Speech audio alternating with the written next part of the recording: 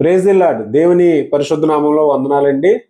మన లోక రక్షకుడు ప్రభువైన యేసుక్రీస్తుల వారు మన పాపాల నుంచి మనల్ని రక్షించి, అదేవిధంగా మనల్ని నిత్య జీవానికి పాత్రులుగా చేయటం కొరకు పరిశుద్ధ గ్రంథంలో పొందపరిచినటువంటి గొప్ప మాటలను, దేవుని మాటలను ఈరోజు ధ్యానించుకోవడానికి సిద్ధపడినటువంటి ప్రియమైన దేవుని బిడ్డలారా, మీ అందరికీ కూడా రక్షణ వాక్య కార్యక్రమం ద్వారా వందనాలండి.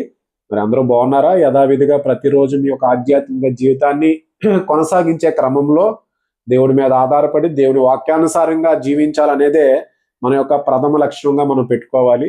మరి ఈరోజు యథావిధిగా మనం ధ్యానించుకోబోయేటువంటి ఏదైతే దేవుని వాక్యంలో సువార్తలలో యోహాను సువార్త గడిచిన 7వ అధ్యాయం వరకు కూడా మనం ధ్యానించుకోవడం జరిగింది. ఈ రోజు ధ్యానించుకోబోయేటువంటి అధ్యాయము 8వ అధ్యాయం. ముఖ్యంగా ఈ యొక్క 8వ అధ్యాయంలో పొందపరిచినటువంటి వాక్య సమాచారాన్ని ముందు తెలుసుకొని ఆ తర్వాత మనము అందులో ఉన్నటువంటి ఒక భాగాన్ని యథావిధిగా మనం ధ్యానించుకుందాం. ఇందులో మనం చూసినట్టయితే సుమారుగా 59 వచనాలు 59 వచనాలు కలిగినటువంటి ఈ అధ్యాయంలో మనం చూసినట్టయితే ఇందులో మనకి 4 ప్రధానమైనటువంటి భాగాలు కలిగి ఉన్నాయి. అవి ఏంటి అనేది మనం చూసుకుంటే మొట్టమొదటిగా 1 నుంచి 11 వచనాల్లో వ్యభిచరించిన స్త్రీ గురించి జరిగినటువంటి ఒక సందర్భం. ఆ తర్వాత మనం చూస్తే 12 నుంచి 30 వచనాల్లో యేసు ఈ ప్రపంచానికి వెలుగై ఉన్నారు అని ప్రభువైన యేసుక్రీస్తుల వారు చెప్పినటువంటి ఒక సందర్భం. అదేవిధంగా మనం 3వ భాగాన్ని మనం చూసుకున్నట్టయితే 31 నుంచి 47 వచనాల్లోని అబ్రహాము సంతానము యూదులతో ప్రభువైన యేసుక్రీస్తుల వారు కొన్ని మాటలు మాట్లాడుతున్నప్పుడు వారు అబ్రహాము సంతానం అని వారు ఆ సందర్భంలో మాట్లాడినటువంటి మాటలు ఈ వచనాల్లో పొందపరచడం జరిగింది. ఆ తర్వాత 4వ భాగంగా మనం చూసుకున్నట్టయితే 48 నుంచి 59 వచనాల్లోని యేసు అబ్రహాము అని ప్రభువైన యేసుక్రీస్తుల వారు సృష్టిని ముందు నుంచి జన్మించిన వాడు, తండ్రితో పాటు ఉన్నవాడుగా ఆయన చెప్పినటువంటి విషయాలు ఈ యొక్క 48 నుంచి 59 వచనాలు. సుమారుగా ఈ 59 వచనాలు కూడా ఈ 4 సందర్భాల్లో ప్రాధాన్యత కలిగి ఉన్నాయి. ప్రియమైన దేవుని బిడ్డలారా, మరి ఈ రోజు మనం ధ్యానించుకోబోయేటటువంటి ఈ 4 సందర్భాల నుంచి ఒక సందర్భం ఏంటి అని అంటే 1 నుంచి 11 వచనాలు ఏదైతే వ్యభిచరించినటువంటి స్త్రీ. ప్రియమైన దేవుని బిడ్డలారా, ఏదైతే ఈ రోజు మనం ధ్యానించుకోబోయేటువంటి ఈ అధ్యాయంలో వ్యభిచరించిన స్త్రీ పట్ల యూదులు ధర్మశాస్త్రానుసారంగా వారు ఏ వైఖరిని అయితే అనుభవిస్తున్నారో ఆ వైఖరిని ప్రభువైన యేసుక్రీస్తుల వారైతే ఆ విషయం పట్ల ఆయన స్పందన ఏ విధంగా ఉంటుందని చెప్పి ఆయనను కొన్ని మాటల ద్వారా వారి యొక్క ప్రశ్నలకి సమాధానంగా ప్రభువైన యేసుక్రీస్తుల వారు చెప్పినటువంటి సందర్భము ఈ యొక్క వ్యభిచరించిన స్త్రీకి సంబంధించినటువంటి ముఖ్యమైన అంశము. అయితే ప్రియమైన దేవుని బిడ్డలారా, ఏదైతే అనైతికమైనటువంటి ఈ యొక్క విలువలు కలిగినటువంటి స్త్రీ లేక పురుషులు ఎవరైనా కావచ్చు, వీరి గురించి ప్రత్యేకంగా పరిశుద్ధ గ్రంథంలోని దేవుడు ఆనాడే ఆయన రాసినటువంటి తండ్రి అయినటువంటి యెహోవా కూడాన ఆయన పొందపరిచినటువంటి 10 ఆజ్ఞలలోని ఒక ముఖ్యమైన ఆజ్ఞ కూడా ఈ లోక మార్గంలో జీవిస్తున్న మానవుల సంబంధాలకు సంబంధించి ఆయన ముందుగానే మనకు తెలిపినటువంటి ఒక ఆజ్ఞ వ్యభిచరింపకూడదు అనేటువంటి ఒక ఆజ్ఞ. అదేవిధంగా ఈ ఆజ్ఞను ఏదైతే తండ్రి చెప్పిన ఆజ్ఞను కుమారుడు కూడా ఆయన చిత్తానుసారంగా ఆయన బిడ్డలమైన మనకు ఆ రోజుల్లో ఆయన మొదట రాకట్లో ఆయనతో పాటు ఉన్నటువంటి యూదులకు ప్రభువైన యేసుక్రీస్తుల వారు ఏ మాదిరిమైనటువంటి సమాధానం చెప్పారనేదే ఈ 11 వచనాల్లో పొందపరచడం జరిగింది. అదే కాకుండా ప్రియమైన సహోదరి సహోదరులారా, ఈ యొక్క వ్యభిచరించిన స్త్రీ అనే కాకుండా వ్యభిచరింపకూడదని చెప్పి మరొక ఏదైతే శిష్యుడు ముందుగానే మత్తయి సువార్తలో ప్రభువైన యేసుక్రీస్తుల వారు కొండ మీద ప్రసంగము 5, 6, 7 వచనాలలో మనం చూస్తే 111 వచనాలలోని నరహత్య చేయకూడదు, వ్యభిచరింపకూడదు అని చెప్పి ఏదైతే ఒక క్రమానుసారంగా ధన్యతల తర్వాత చెప్పడం జరిగిందో మత్తయి గారు కూడా ప్రభువైన యేసుక్రీస్తుల వారు తెలియచేసిన సందర్భాలు కూడా 5వ అధ్యాయంలోని పొందపరచడం జరిగింది. ప్రియమైన దేవుని బిడ్డలారా, మరి అసలు ఈ యొక్క వ్యభిచరించే ఒక స్త్రీ పట్ల యూదులు ఏ రకంగా అయితే వారు ఒక కఠినమైనటువంటి వైఖరి, వ్యభిచరించిన స్త్రీ ఆమె యొక్క పరిస్థితి ప్రభావాలు బట్టో, లేదు ఆమె నిజముగా వ్యభిచారి స్త్రీ అయి ఉండో, అనివార్య కారణాల వల్ల ఏ కారణమైనప్పటికీ కూడా అది ఒక తప్పు సంకేతము, అనైతికమైనటువంటి విలువలు కలిగినటువంటి జీవన శైలి, అది స్త్రీ గాని పురుషుడు గాని. అందుకనే ప్రభువు యేసుక్రీస్తుల వారు తండ్రి యెహోవా ముందుగానే పెట్టినటువంటి 10 ఆజ్ఞలలో వ్యభిచరించకూడదు అనేది ఒక ఆజ్ఞగా మనకి ఇవ్వడం జరిగింది. ప్రేమైన దేవుని బిడ్డలారా, అసలు ఈ యొక్క పాపము లేదంటే ఈ యొక్క తప్పుడు క్రియను గురించి, అసలు మానవుని గురించి ప్రభువు యేసుక్రీస్తుల వారు ఈ పాపం అనేది ఏ స్థాయిలో జరుగుతుందనే తెలుసుకునే ముందు, అసలు ఆ రోజు అక్కడ యూదులు ఏ రకంగా అయితే ఆ స్త్రీని కొట్టి చంపాలని ధర్మశాస్త్ర ప్రకారంగా మాట్లాడినప్పుడు ప్రభువైన యేసుక్రీస్తుల వారు మీలో పాపము చేయనివాడు ఎవడు అని చెప్పి ఒకే ఒక ప్రశ్నకు వారెవరు సమాధానం చెప్పకుండా ఎవరి మట్టుకు వారు పెద్దల నుంచి చిన్నల వరకు అందరూ కూడా వారి యొక్క దారిని వెళ్ళిపోవడం జరిగింది. ప్రియమైన దేవుని బిడ్డలారా, అయితే ప్రభువైన యేసుక్రీస్తుల వారు ఈ యొక్క సందర్భాన్ని గురించి రాసినటువంటి యోహాను రాసినటువంటి పత్రికలలో కూడా ఈ పాప స్వభావం, మానవుడి యొక్క పాప స్వభావాన్ని గురించి ఏం చెప్పారనేది మనం చూసుకున్నట్లయితే, ఒకసారి మొట్టమొదటిగా యోహాను రాసినటువంటి మొదటి పత్రికలో మనం చూస్తే 8వ వచనాన్ని మనము పాపము లేని వారమని చెప్పుకొనిన ఎడల మనమే మోసపుచ్చుకుందాము, మరియు మనలో సత్యం ఉండదు. ఏముండదు ప్రియమైన దేవుని బిడ్డలారా? మనలో సత్యం ఉండదు. ఎందుకనంటే మనము మన యొక్క ఆయుష్కాలము ప్రారంభ దశ నుంచి కూడా, ఏదైతే మన ఆయుష్కాలం పూర్తయిపోయేటువంటి ఈ క్రమంలో మానవుడు ఏదైతే ఈ యొక్క పాపమైనటువంటి ఒక స్వభావాన్ని కలిగి ఉంటాడు, పాపం అనేది మానవుని యొక్క జీవితంలోని ఒక భాగంగా ఉంటుంది. అటువంటి పాపాన్ని ప్రతి ఒక్కరూ కూడా చేసే స్వభావాన్ని కలిగి ఉంటారు. ఆదాము అవ్వల దగ్గర కానించి ప్రారంభమైనటువంటి ఈ యొక్క పాపము అనేది, ఈ పాపం వల్ల సృష్టి యొక్క నాశనం ఏ రీతిగా అయినదో అనేది కూడా మనం పాత నిబంధనలో ఆది కాండంలో మనం తెలుసుకున్నాం.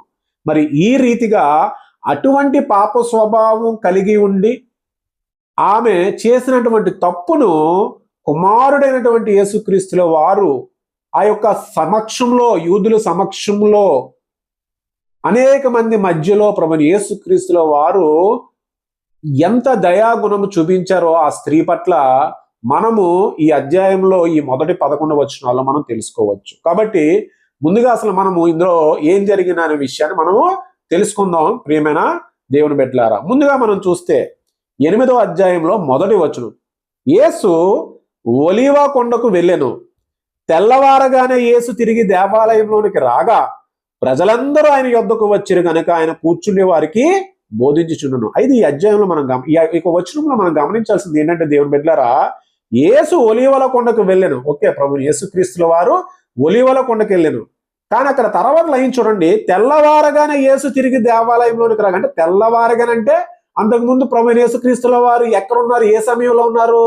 రాత్రికాల సమయం. అంటే ఒలీవ కొండలోని రాత్రి అంతా కూడా ఆయన ఒక వ్యక్తిగత ప్రార్థన ద్వారా తండ్రికి ప్రార్థిస్తూ ఆయన తెల్లవార తిరిగి దేవాలయానికి రాగా అక్కడ ప్రజలందరూ కూడా ఉండడం చేత ఆయన బోధించడం మొదలు పెట్టారు. ఆ తర్వాత మనం చూస్తే ఏదైతే 3వ వచనాన్ని మనం చూస్తే, శాస్త్రులను పరిసయ్యులను వ్యభిచారమందు పట్టబడిన ఒక స్త్రీని తోడుకొని వచ్చి ఆమెను మధ్యలో నిలవబెట్టి, ఏదైతే ఆ యొక్క యెరూషలేములో ఉన్నటువంటి ఒక శాస్త్రులు గాని పరిసయ్యులు గాని ఒక వ్యభిచరించినటువంటి స్త్రీనట తీసుకొచ్చి అందరి మధ్యన నిలవబెట్టడం జరిగింది. నిలవబెట్టిన తర్వాత ఏం జరిగింది అంటే 4వ వచనం, బోధకుడా ఈ స్త్రీ వ్యభిచారము చేయుచుండగా పట్టుబడెను. 5వ వచనము, అట్టి వారిని రాళ్ళు రువ్వి చంపవల్ని ధర్మశాస్త్రంలో మోషే మాకు ఆజ్ఞాపించెను కదా. అంటే మోషే ధర్మశాస్త్ర ప్రకారముగాను అటువంటి వ్యభిచరించిన స్త్రీ ఏదైతే యూదులలో ప్రధానంగా ఇటువంటి స్త్రీలను రాళ్లతో కొట్టి చంపాలని చెప్పి ఉన్నది కదా, అయినను నీవేమి చెప్పుచున్నావని ఆయనను అడిగిరి. ఈ యొక్క విషయం పట్ల నీ యొక్క ఏదైతే నువ్వేమనుకుంటున్నావో చెప్పు అని చెప్పి ప్రభువైన యేసుక్రీస్తుల వారిని అడిగినప్పుడు అక్కడ 6వ వచనము, ఆయన మీద నేరము మోపవలనని ఆయనను శోధించుచు ఈలాగున అడిగిరి. ఏదైతే అక్కడ పరిసయ్యులు ఒక ధర్మశాస్త్రాన్ని నెరవేర్చి కృపలోనే సమస్తమైనటువంటి విశ్వాసంలో ఉన్నటువంటి మనందరికీ రక్షణ కల్పించినటువంటి ప్రభువైన యేసుక్రీస్తుల వారిని వారు శోధించాలని, అదేవిధంగా ఆయన మీద ఏదో ఒక రకమైనటువంటి నేరాన్ని మోపాలన్న ఉద్దేశంతో ఈ ప్రశ్నను అడిగారని చెప్పి, అయితే అక్కడ ప్రభువైన యేసుక్రీస్తుల వారు చేసినటువంటి ఈ యొక్క సువార్తలలో ఎక్కడా కూడా లేనటువంటి ఒక ప్రత్యేకమైన ఒక క్రియ ప్రభు యేసుక్రీస్తుల వారు ఇక్కడ చేయడం జరిగింది. ఏంటది చూస్తే, వారు అడిగిన తర్వాత, అయితే యేసు వంగి నేల మీద వెలుతో ఏమో రాయిచుండును. ఈ యొక్క సందర్భంలోనట ప్రభువైన యేసుక్రీస్తుల వారు శోధిస్తున్నారని తెలుసుకున్న తర్వాత అక్కడ యేసు వంగి, అంటే ప్రభు యేసుక్రీస్తు వంగి నేల మీద వేలితో ఏమి రాయిచుండును. అయితే ప్రియమైన దేవుని బిడ్డలారా, పరిశుద్ధ గ్రంథాల లేఖనాలు దాటి మనం మాట్లాడుకోవడానికి మనకి ఎటువంటి అర్హత లేదు. అదే విధంగా ఉన్నది ఉన్న క్రమంగానే మనం మాట్లాడుకోవాలి. ఎక్కడ కూడా ఏమి రాయిచున్నారు అనే ఈ యొక్క అంశానికి సంబంధించినటువంటి విషయాలు మనకి సువార్తలలో ఎక్కడ కూడా పొందపరచలేదు ప్రియమైన దేవుని బిడ్డలారా. కాబట్టి అక్కడ ఆ సమయంలో ప్రభు యేసుక్రీస్తుల వారు చేసినటువంటి క్రియ అది పరిశుద్ధాత్మతో కూడుకున్నదా, లేదు ఆయన వ్యక్తిగతంగా అక్కడ ఉన్నటువంటి పరిస్థితిలో ఆయన ఏమి చేయుచున్నారో అనేది ఆయన అంతరంగానికే తెలుస్తుంది. ఎందుకనంటే మానవుడి యొక్క అంతరంగాన్ని మనిషికి ఏ రకంగా అయితే తెలుస్తుందో, అదేవిధంగా ప్రభు యేసుక్రీస్తుల వారు మనిషి కుమారుడు కాబట్టి ఆయన చేసినటువంటి క్రియ ఆయన అంతరంగానికి తెలుస్తుందని మనం భావించాలి.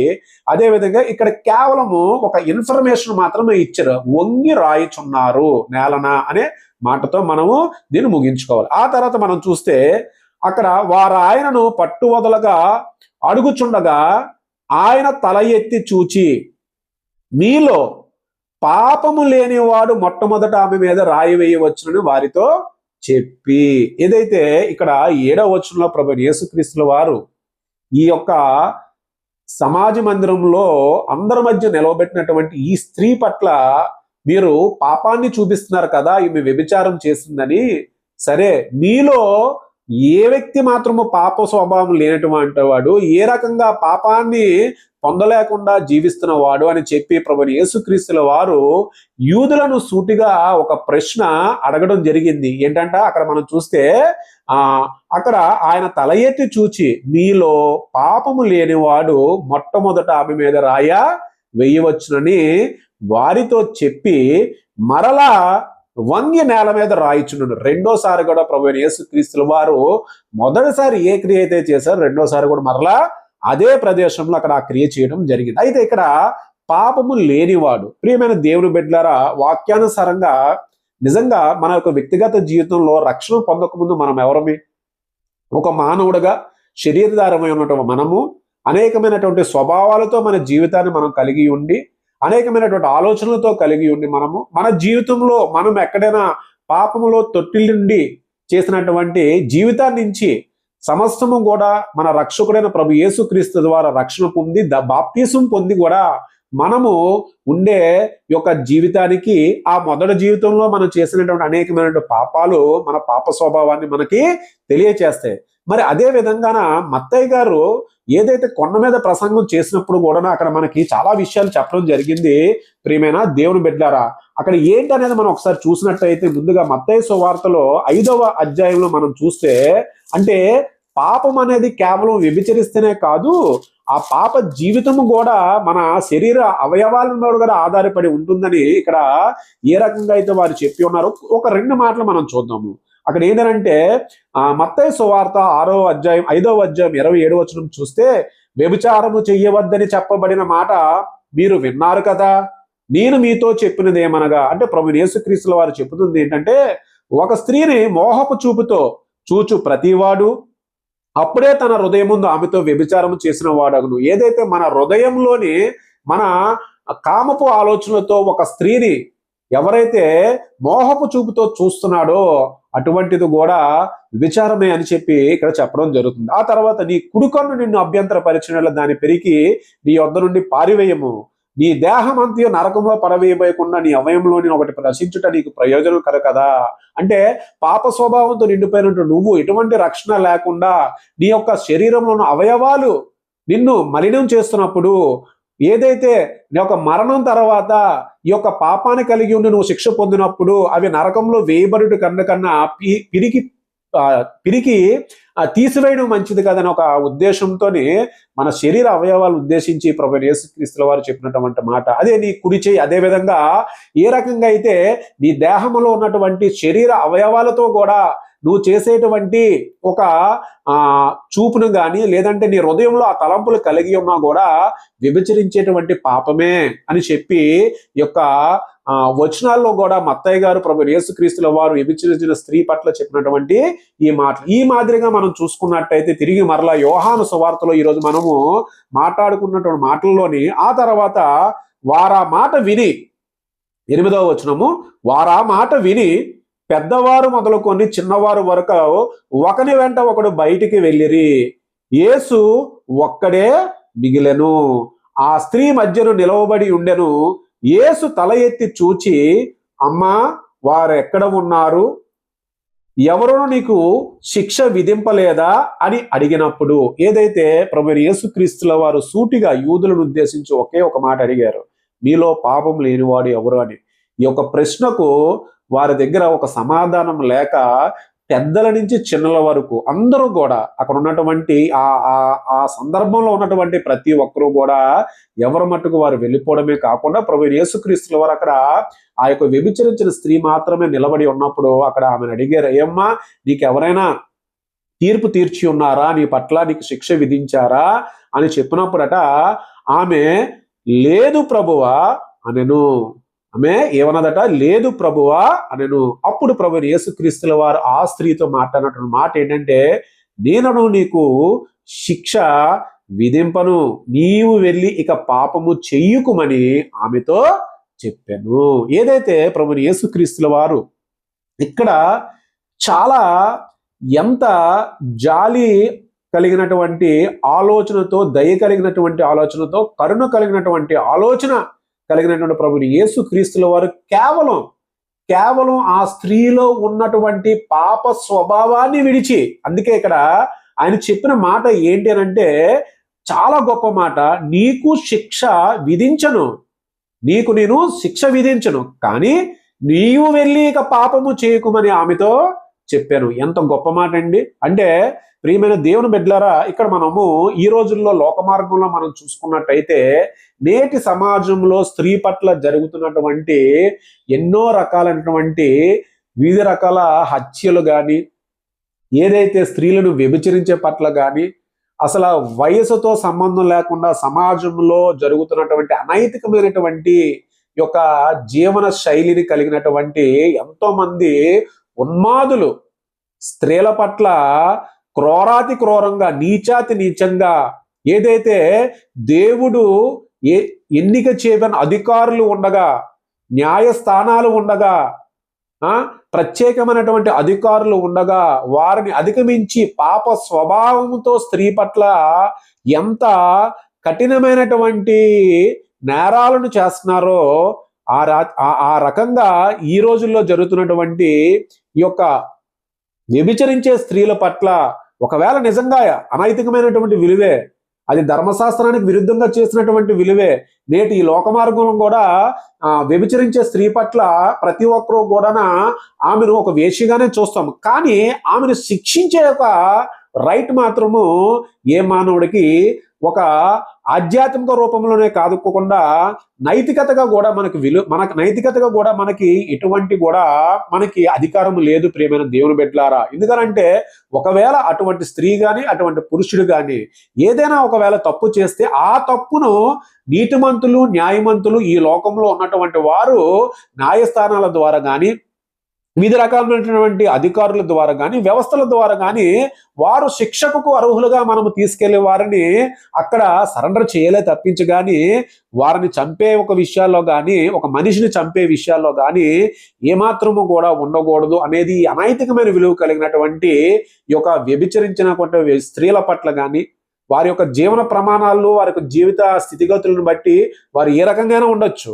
కానీ అయినప్పటికీ కూడా ఏదైతే ఈ లోకంలోని మనము ఈ యొక్క ఏదైతే అనైతికమైనటువంటి విలువ కలిగిన వ్యభిచారం పట్ల ప్రతి ఒక్కరూ కూడా దూరంగా ఉండాలి. ఎందుకనంటే దేవుడు సృష్టించినటువంటి సమయంలోనే మనకి ఇచ్చినటువంటి గొప్ప ఆజ్ఞ వ్యభిచరింపకూడదు అని చెప్పి ఈ లోకంలో ఉన్నటువంటి కేవలం కొంతమందికే కాదు, స్త్రీ పురుషులకు సమస్తమైనటువంటి ఈ సృష్టిలో ఉన్నటువంటి మానవ జీవితాన్ని పొందిన ప్రతి ఒక్కరికి కూడా ఈ మాట మనం తెలుసుకోవాలి. మనకి ఇచ్చినటువంటి ఆజ్ఞలలో వ్యభిచరింపకూడదనే ఒక ఆజ్ఞ మనకి చాలా ముఖ్యమైనది. ప్రియమైన దేవుని బిడ్డలారా, మరి ఆ క్రమంగా ప్రభువైన యేసుక్రీస్తు వారు కూడా వ్యభిచరించినటువంటి స్త్రీ పట్ల అనుకరించినటువంటి వైఖరి, ఆమెను కేవలము ఆమె చేసినటువంటి పాపాన్ని ఆయన క్షమించి ఎటువంటి శిక్ష లేకుండా ఆమెను వెళ్ళి ఇక మీదట పాపం చేయకుండా నువ్వు బ్రతుకమ్మా అని చెప్పినటువంటి గొప్ప మాటలు వ్యభిచారి స్త్రీ పట్ల ఏదైతే ఈ మాదిరిగా మనం చూసినట్లయితే చాలా మంది నేటి సమాజంలో